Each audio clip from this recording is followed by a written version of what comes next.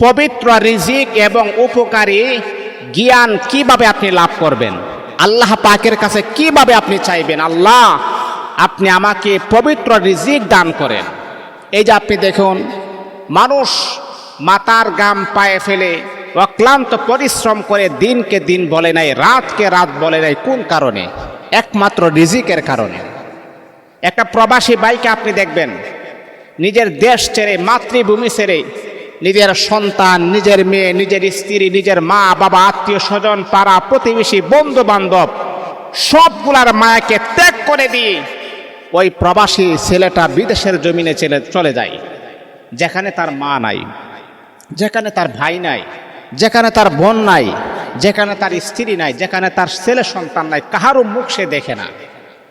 জানেন একজন প্রবাসী ভাই কি পরিমাণ কষ্ট করে, কি পরিমাণ কষ্টের ভিতরে থাকে। আমরা তো মনে করি যারা প্রবাসে আছে মনে হয় তারা শান্তির ভিতরে আছে, তারা শুধু খালি টাকা পয়সা ইনকাম করে। না, আপনি জানেন না ভাই, আমার কাছে কত প্রবাসীরা ফোন দিয়ে তাদের কষ্টের কথাগুলা ব্যক্ত করে, চোখ দা পানি চলে আসে। এত কষ্ট করে টাকার জন্য, এত কষ্ট করে শুধুমাত্র পরিবারের মুখে হাসি ফোটানোর জন্যে, নিজের সন্তান, নিজের ছেলে মেয়ে, নিজের বিবি বাচ্চা ভালো চলার জন্য, ভালো পড়ার জন্য, ভালো খাবার খাওয়ার জন্য এত পরিশ্রম করে একজন প্রবাসী ভাই। দিন শেষে এই প্রবাসী ভাইটা সবার কাছে সে প্রতারিত হয়। নিজের মা এক পর্যায়ে বলে, তুই আমার জন্য কি করছস? নিজের বাবা এক পর্যায়ে বলে, তুই আমার জন্য কি করছস? এক পর্যায়ে প্রবাসী ভাইটা সারাটা জীবন কষ্ট করেছে, লাশ পর্যন্ত তার আপন মানুষ, তার ঘরের মানুষ তাকে সবচাইতে বড় কষ্টটা প্রদান করে। এই জন্যে আমার প্রবাসী ভাইদের কাছে আমার একটু আবেদন থাকবে, একটু আকুল আবেদন থাকবে। আপনারা তো পরিবারের কাছে টাকা পয়সা দিবেন, তারপর নিজেও একটু কমাস কম 5-10 হাজার টাকা নিজে একটু সেভ করে রাখবেন। তা না হলে সবচাইতে বড় দোকান, সবচাইতে বড় বাসটা আপনি খাবেন। হাজার হাজার প্রবাসীরা এমন দোকার শিকার হয়ে আছে। প্রবাসীর টাকা দিয়া একজন ছেলে থাকে বিদেশে, আর 3 ছেলে বাড়িতে থাকে। বিদেশের ছেলে দিয়ে বিল্ডিং বানাইছে, জায়গা কিনছে, লাশ পর্যন্ত এই জায়গা, এই বিল্ডিং সব ছেলেরা পায়।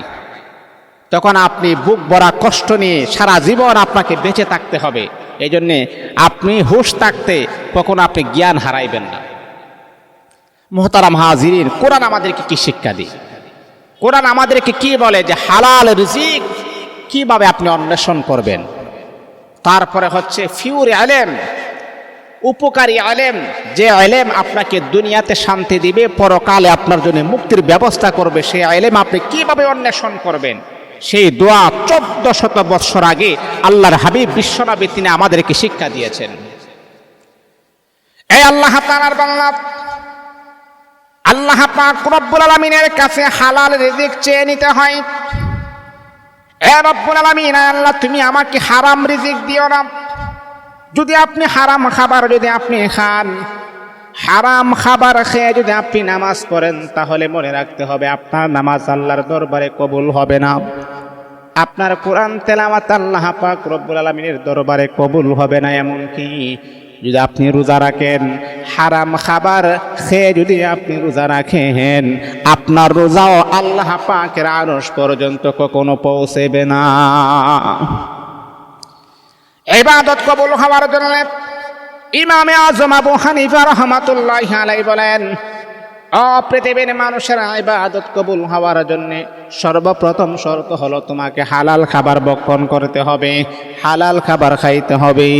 আপনি যদি হারাম খাবার যদি আপনি খান, তাহলে আপনার ইবাদত বন্দেগী আল্লাহ পাক কখনো কবুল করবেন না। তাহলে আমাকে আপনাকে ইবাদত কবুল হওয়ার জন্য, ইবাদতটা কবুলিয়ত হওয়ার জন্য হালাল খাবার অবশ্যই অবশ্যই 100% আমাকে আপনাকে খেতে হবে। হারামের সাথে আমাদের সম্পর্ক থাকা যাবে না। আপনি কিভাবে দোয়া করবেন? ও মুসলমান বন্ধুগণ, আমার নবী বিশ্ব নবী মুহাম্মদুর রাসূলুল্লাহ সাল্লাল্লাহু আলাইহি ওয়াসাল্লাম 1400 বৎসর আগে তিনি জানায়া দিয়েছেন, আমার উম্মতি মুহাম্মদিনা, তোমরা কিভাবে আল্লাহ পাক রব্বুল আলামিনের কাছে দোয়া করবা, কয়ভাবে তোমরা দোয়া করবা। আল্লাহুম্মা ইন্নী আসআলুকা ইলমান নাফিআ। রব্বুল আলামিন, আয় আল্লাহ, তোমার কাছ থেকে উপকারী জ্ঞান চাই, তোমার কাছ থেকে উপকারী ইলম চাই। 2 নাম্বার হলো আমার নবী বলেছেন রিজকান তাইয়্যিবা। আল্লাহ, তুমি আমাকে পবিত্র রিজিক দান করো, অপবিত্র রিজিক তুমি আমাকে দিও না। আল্লাহ, যে রিজিক খাইলে ইবাদত করলে তুমি খুশি হইবা, তোমার হাবিব খুশি হইবা, এমন পবিত্র রিজিকের মালিক তুমি আমাকে বানায়া দাও। 2 নাম্বার হলো রিজকান তাইয়্যিবা। এ মাওলায়ে কারীম, আয় আল্লাহ, পবিত্র রিজিক তুমি আমাকে দান করো। 3 নাম্বার হলো ওয়া আমালান মুতাকাব্বালা। মাওলানা কারীমের কাছে আপনি দোয়া করবেন, হে রব্বুল আলামিন, আয় আল্লাহ, কবুলযোগ্য আমল চাই, যে আমল আপনি কবুল করেন। আয় আল্লাহ, যে আমল আপনি কবুল করবেন সে আমল তিনি আমাকে আপনি শিক্ষা দেন, যাতে করে এই আমলগুলো আমি করতে পারি। ও মুসলমান, তাহলে ওয়ারিজকান তাইয়্যিবা, হালাল রিজিক অন্বেষণ করতে হবে, হালাল রিজিক খাইতে হবে। হারাম ভাবে যদি আপনি রিজিক ভক্ষণ করেন, আপনার নামাজ, আপনার রোজা, আপনার কোরআন তেলাওয়াত আল্লাহ পাকের কাছে কবুল হবে না। এই জন্যে ওয়ারিজকান তাইয়্যিবা, উত্তম রিজিক, পবিত্র রিজিক আমাকে আপনাকে অন্বেষণ করতে হবে। হে মুসলমান, কোটি কোটি টাকা পয়সার মালিক হয়েছেন হারাম ভাবে, আল্লাহ পাকের কাছে আপনাকে আমাকে জবাবদিহিতা করতে হবে। আমার আল্লাহ যদি প্রশ্ন করে, বান্দা হারাম ভাবে ইনকাম করে কোটি টাকার মালিক হয়েছে, তার হিসাব দিয়ে তুমি জান্নাতে যাও, তাহলে আমার আপনার আর কোনো ব্যবস্থা থাকবে না। এই জন্যে আল্লাহ পাকের কাছে উত্তম রিজিক কিভাবে চাইতে হয় সেই দোয়াটা আপনি শিক্ষা নেবেন। দোয়াটি হচ্ছে আল্লাহুম্মা ইন্নী